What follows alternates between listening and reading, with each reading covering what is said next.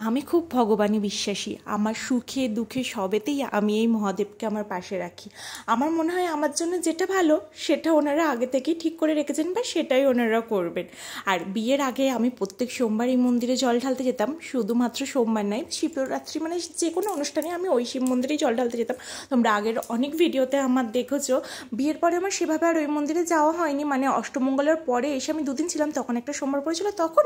আর এই যে এবারে এসে অনেক দিন আছি, তাই সেই সোমবারেও চলে গেছিলাম মায়ের সাথে জল ঢালতে। মানে একটা আলাদাই শান্তি এসেছিলো। তবে কিছু কিছু মানুষের কিছু কিছু যে কথা কি উত্তর দেবো আমি নিজেও ভেবে পাই না।